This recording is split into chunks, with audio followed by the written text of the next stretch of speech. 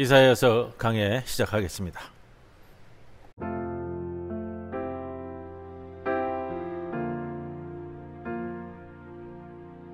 여호와여, 나의 호소 들으소서. 나의 부르짖음 보소서. 거짓 없는 내 입술의 기도 주여 귀 기울이소서.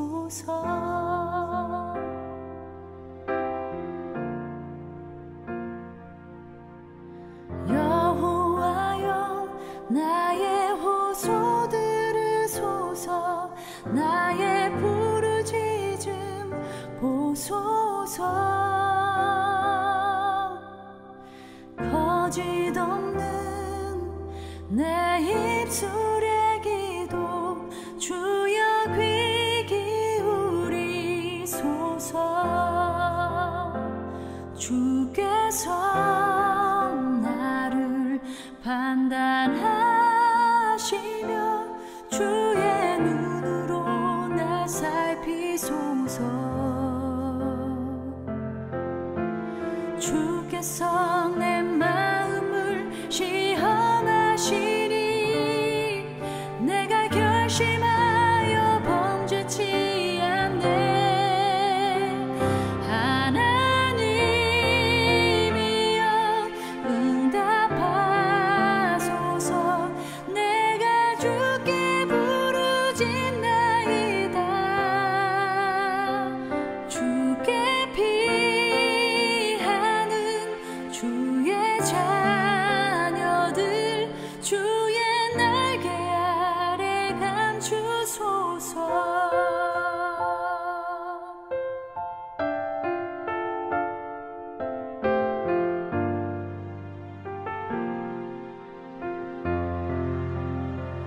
주께서 나를 판단하시며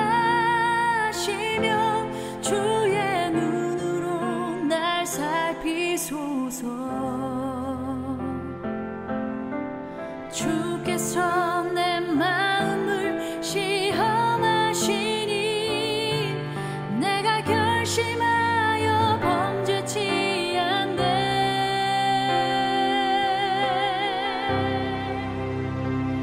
하나님이여 응답하소서. 내가 주께 부르짖나이다. 주께 피하는 주의 자녀들 주의 날개 아래 감추소서. 하나님이여 응답하소서. 내가 주께 부르짖나이다. 주께 피하는 주의 자녀들 주의 날개 아래 감추소서.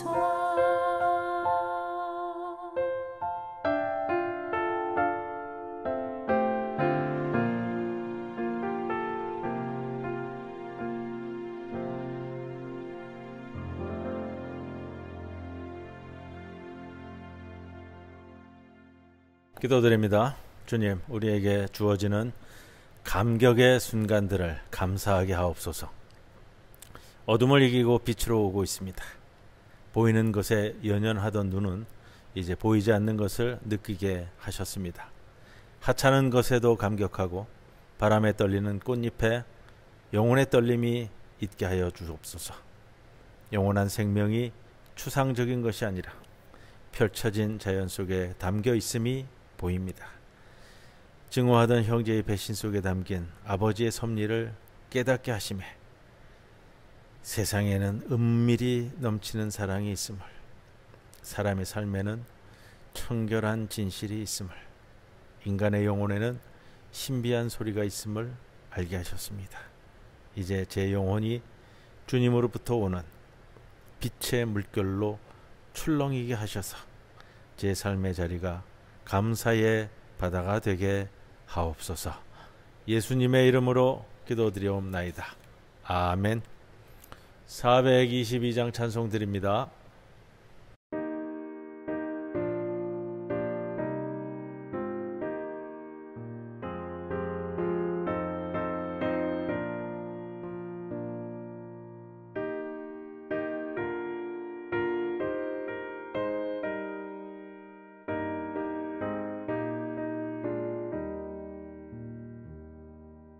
거룩하게 하소서. 진리의 주님이여, 나의 맘의 죄악을 불태워 주옵시고, 쓰심에 합당한 깨끗한 그릇으로 쓰임받게 하소서. 하나님 나라 위에 사랑하게 하소서. 사랑의 주님이여, 십자가로 우리를 화목케 하셨으니 마음과 뜻 모아 정성을 다하여서 봉사하게 하소서. 하나님 영광 위에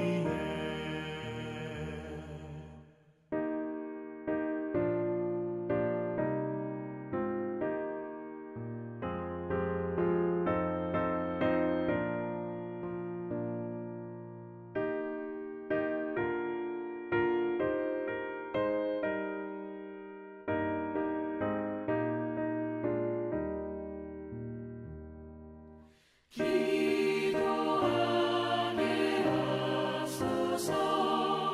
응답의 주님이여, 나의 생각 나의 뜻 버리게 하옵시고, 주께서 원하는 바른 뜻 깨달아서 응답받게 하소서. 하나님 이름 위에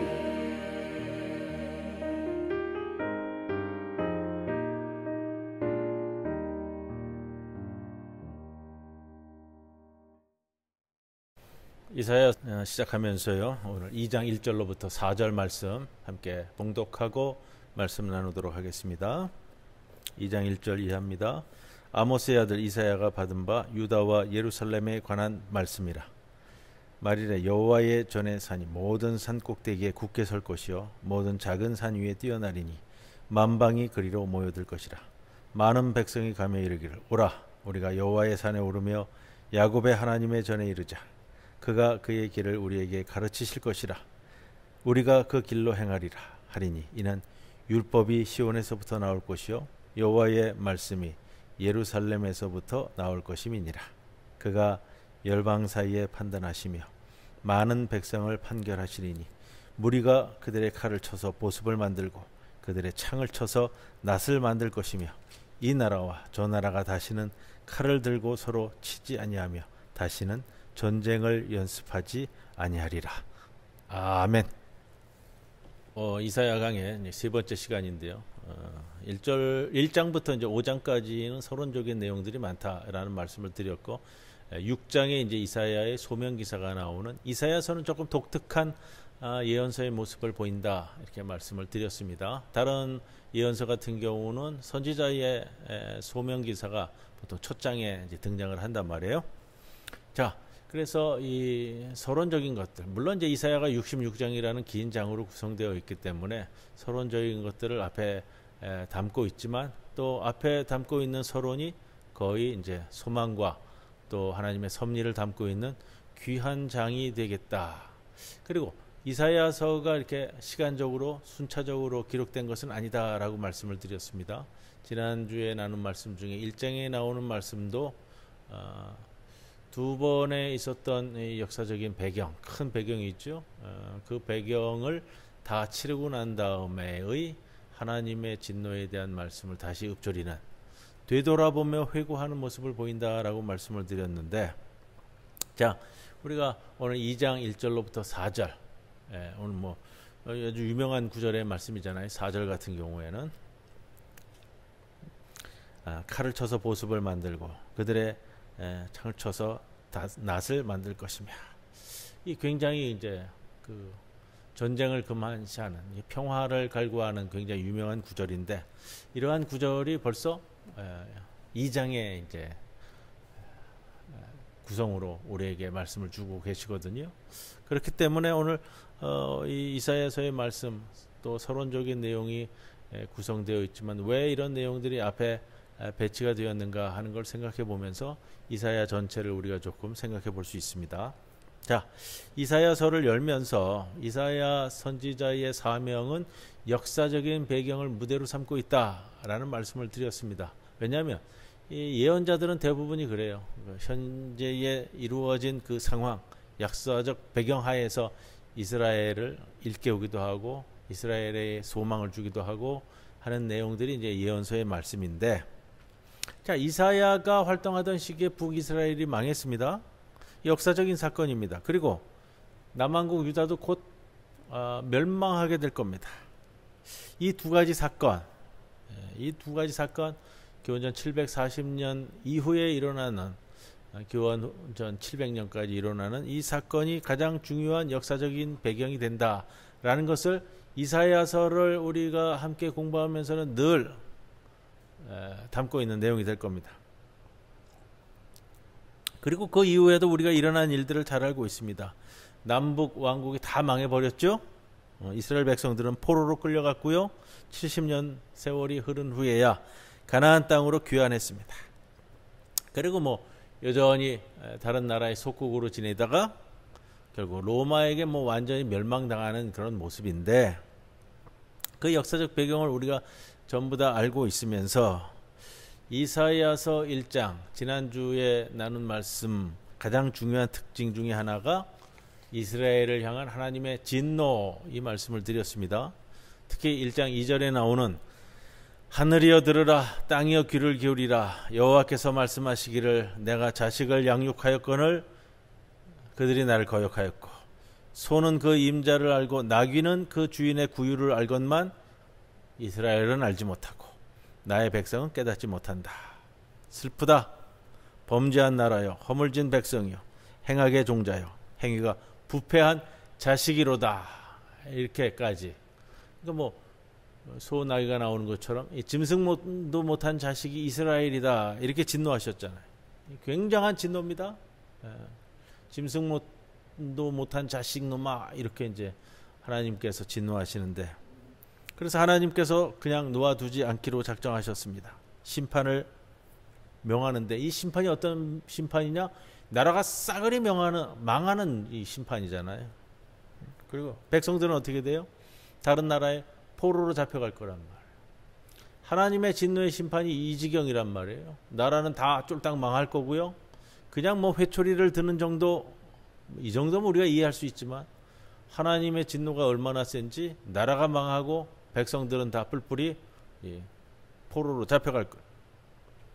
이스라엘의 오랜 역사 가운데, 아브라함 이후에 여태까지 이루어진 이스라엘의 역사 가운데 늘 생각하는 것은, 이스라엘 백성들이 생각하고 또 우리도 생각하는 것은, 뭐 질곡이 있는 역사 가운데서도 하나님의 구원, 하나님의 구원 개입, 하나님의 기적 사건, 하나님의 복주심, 자, 이 모든 것에도 불구하고 저들이 선택한, 이스라엘이 선택한 거죠. 결국은 이스라엘의 멸망, 이 현실을 통해 하나님이 우리에게 말하고 싶으신 이 메시지가 있는 거예요. 그 메시지가 뭐냐 이거. 이것이 있기 때문에 이사야서가 성경으로 남아 있는 거고요. 오늘 우리가 이사야를 공부하는 이유가 거기에 있는 거고요. 이사야 2장 2절 오늘 말씀입니다. 말이래 여호와의 전에 사니 모든 산 꼭대기에 설 것이요 모든 작은 산 위에 뛰어나리니 만방이 그리로 모여들 것이라. 만방이 이스라엘로 모여드는 거예요. 예루살렘으로. 전 세계적 구원 사건을 이야기하는 거예요. 지금 2장에 와가지고서는 하나님이 1장에서 심판과 진노를 말씀하셨는데 2장에 와서 온 세상에 구원을 말씀하신다고요. 그러나 이거예요. 하나님께서 전 세상을 온 세상을 구원하실 것인데 그러나 이스라엘은 망할 거예요. 이 역사의 불연속성 뭐 이런 좀 어려운 말도 쓰는데 역사는 연속적으로 가잖아요. 그런데 망하는데 구원을 받는 거예요. 역사의 불연속성이라는 단어를 쓰는데 참 의미 있는 표현 같아요. 구원은 전 세계에 걸친 모든 인류에게 허락될 것입니다. 그런데 역사에 이렇게 불연속성이 있다라는 겁니다. 이러한 역사적 배경 속에서 세상과 모든 열방은 구원이 약속됩니다. 바로 이스라엘이 망하고 구원을 받는 이 역사의 불연속성을 우리가 이해하지 못하면, 이 역사를 이해하지 못하면 하나님 아버지의 구원 사건을 이해할 수 없는 거예요. 기독교가 무엇인지 기독교의 역사를 이해하지 못하는 거예요. 왜 하나님의 아들이 이 땅에서 십자가를 지고서 죽는다? 신의 아들이 죽는다 말이에요. 자, 이런 것들을 우리가 이해할 수 없으면 성경의 기록이 갖고 있는 이 풍성함을 놓치게 됩니다. 하나님이 진노하십니다. 그러나 그 진노가 보복이 아닙니다. 우리는 예언서를 읽을 때 어떤 예언이나 재앙에 대한 경고가 선언되는 것은 목적이 있어요. 목적이 무엇이냐? 우리를 살리기 위함이다. 하나님이 거룩하신 그 뜻을 완성하시겠다는 그분의 하나님의 성실하심과 진실하심을 드러내는 것이 바로 여기에 있다. 우리가 사는 인생, 이 역사의 진정성과 가치를 깨우치기 위한 것이지 우리를 그냥 공포로 몰아넣어서 죽게 만드는 것이 아니다. 이게 하나님의 진노와 심판의 뜻이에요. 우리가 그게 무슨 말입니까? 도대체 우리 목숨은 무엇이란 말입니까? 잘하라는 겁니까? 그러지 말라는 겁니까? 뭐 여러 가지 질문을 던질 수 있겠죠. 그렇게 이러한 이사야 말씀을 토대로 우리는 오늘 세상을 볼 수 있는 거예요. 기원전 740년경에 이루어졌던 사건, 그러니까 옛날 이야기, 이게 아니라 오늘 2025년을 살아가면서 우리 세상 하나님께서 과연 어떻게 보실까? 우리에게 무슨 말씀을 하실까? 기원전 740년경과 마찬가지로 이 세상에 싸움과 전쟁이 끊이지 않잖아요. 우리가 살아가는 세상이 다툼과 분쟁으로 늘 심한 몸살 앓는 가운데 있습니다. 가정에서부터 지역사회, 국가에서 국제사회까지 성한 곳이 없을 정도로 일그러지고 깨어져 있잖아요. 이스라엘과 하마스의 전쟁, 우크라이나 전쟁, 또 뭐 있죠? 요즘부터 뭐 이란과까지 전쟁까지 아직도 마무리가 안 되는데, 자, 평화, 안녕, 머나먼 미래에나 있을 것 같은 그런 꿈처럼 아득하기만 합니다. 지구상에 뭐 지금 우리 다루고 있는 이사야서의 배경이 되는 것처럼 지금도 이 뭐 중동 지역, 근동 지역은 아직도 이 분쟁 지역이고요. 다발적 전쟁이 진행되어지는 것이고 늘 뭐 화약고, 중동의 화약고 그래가지고 긴장이 팽팽한 지역이고요.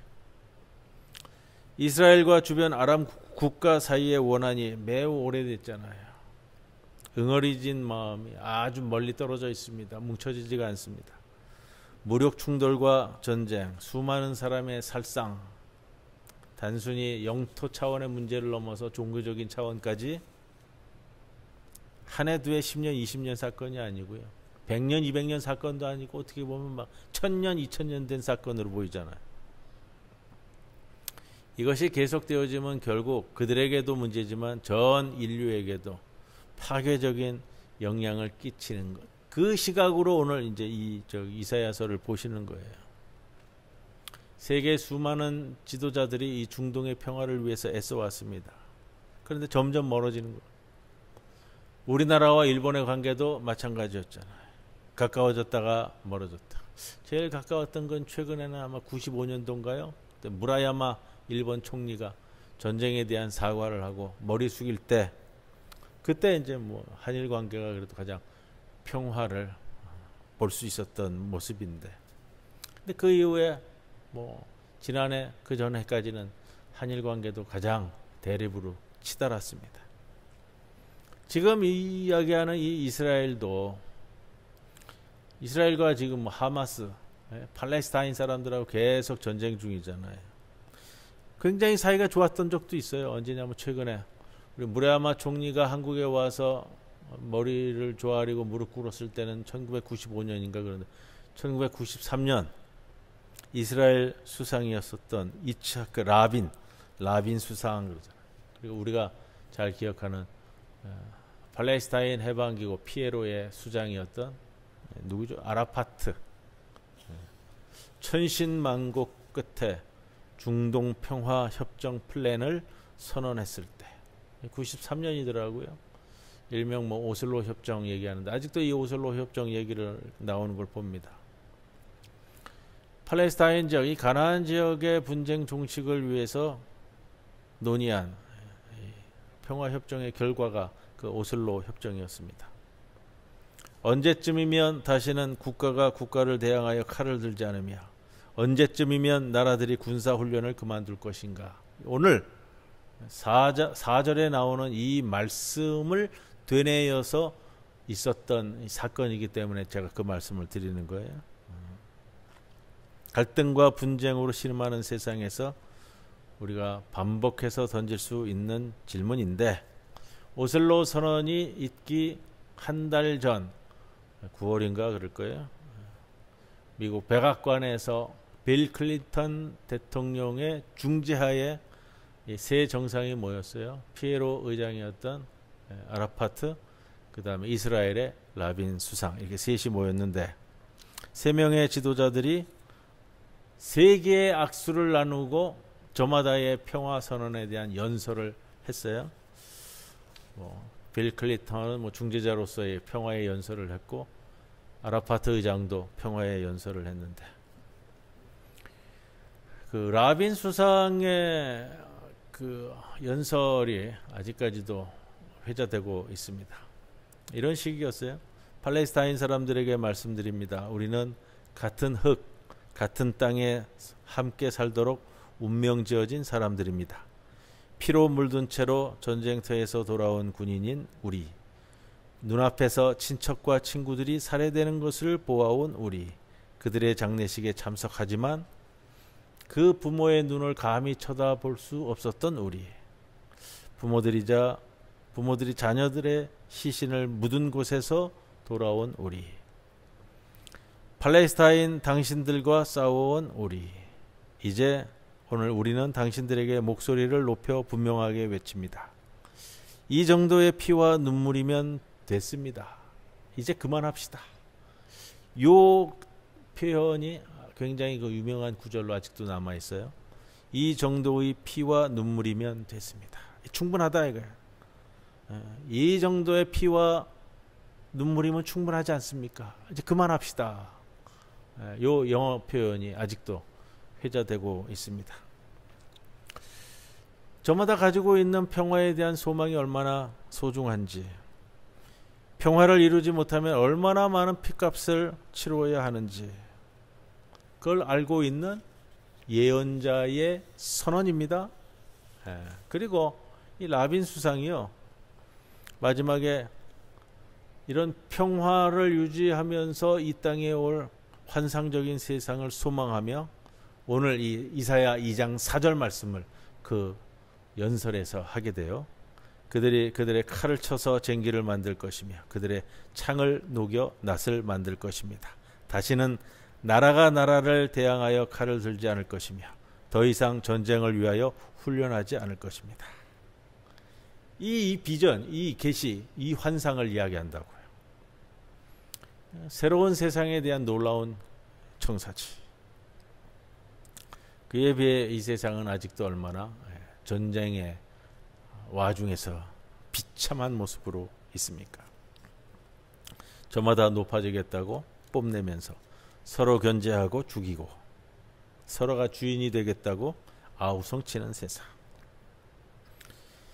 자, 적자 생존만이 통용되는 양육강식의 땅, 이런 사회에서 정말로 정의와 공평과 평화와 생명, 행복과 공영, 이런 가치들이 설 자리가 있을까? 예언자 이사야는 바로 이러한 배경하에 종교적인 열심과 신앙적 허영으로 가려진 예루살렘의 불의와 어둠, 착취와 폭력을 보면서 깊이 탄식하는, 이게 이제 1장의 말씀이고요. 그리고 2장의 불의한 사회에 대한 대안으로 평화의 세상, 샬롬의 세상을 그려내는 것, 이게 오늘 1절에서 4절까지의 말씀. 샬롬의 세상이 어떤 세상일까? 어떤 세상이 우리가 살아갈 세상인가? 탐욕스러운 죄성으로 더럽혀지고 삐뚤어진 세상에 대한 대안이 뭘까? 샬롬의 세상은 삶의 방식이 오늘 이제 3절에 나오는 말씀이에요. 하나님의 율법, 하나님의 교훈으로 만들어지고 운영되는 세상, 하나님이 가르치고 인도하시는 세상, 하나님이 보여지는 그 길로만 걷는 그 세상, 좌우로 치우치지 않고 오로지 하나님을 향한 거룩한 여정 중에 있는 세상, 하나님이 주권자 되시고 하나님이 통치자 되시고 하나님이 재판장이신 나라, 정의와 공의로 다스려지는 나라, 이 나라를 환상으로 보면서 선포하는 거예요. 이게 이제 오늘 2장의 말씀이라 이거예요. 군비 경쟁, 핵무기 확산, 주도권 다툼 없는 나라, 그런 세상에서 정의로운 판결을 기대할 수 있는가? 정의로운 하나님이 왕국의 중심부에 좌정하고 계시는가? 수많은 세상의 통치자와 군주들이 그토록 목청도도 약속했던, 그러나 실상과는 정반대일 수밖에 없었던 이 세상을 다시금 꿈꾸면서 선언하는 것. 오늘 같으면 이렇게 표현될 거예요. 총을 녹여 삽을 만들고 포신을 녹여 굴착기를 만드는 세상. 이 나라와 저 나라가 서로 간에 미사일을 쏘아대지 않는, 다시는 그 어느 나라도 전쟁을 연습하지 않는 나라, 이 세상을 말하는가? 이사야서가 1장에서 하나님의 진노와 오늘 2장에서 이러한 하나님이 보여주시는 이 세상에서의 평화로운 환상을 바라보면서 제시하고 이사야서를 시작하고 있다. 그러한 관점에서 우리가 이사야 세 번째 시간을 바라본다. 오늘 여기까지 말씀 나누도록 하겠습니다. 431장 찬송드립니다.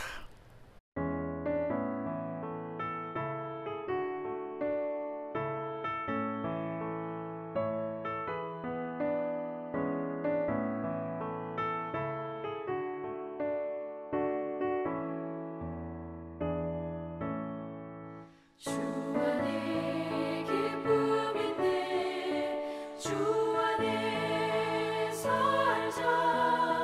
주 안에 평안인데 주 안에 살자. 불안이 연기처럼 스며들어도 주 안에 사는 마음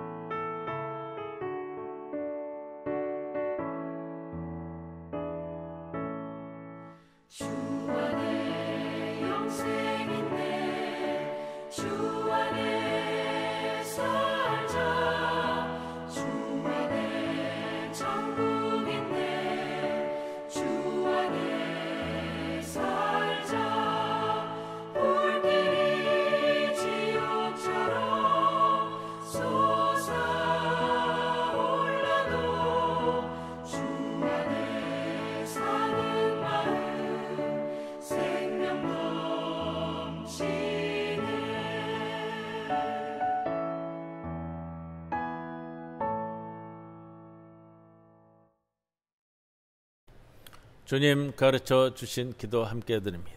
하늘에 계신 우리 아버지여, 이름이 거룩히 여김을 받으시오며 나라에 임하옵시오며 뜻이 하늘에서 이루어진 것 같이 땅에서도 이루어지이다. 오늘 우리에게 일용할 양식을 주시옵고, 우리가 우리에게 죄 지은 자를 사하여 준 것 같이 우리 죄를 사하여 주시옵고, 우리를 시험에 들게 하지 마시옵고 다만 악에서 구하시옵소서. 나라와 권세와 영광이 아버지께 영원히 있사옵나이다. 아멘.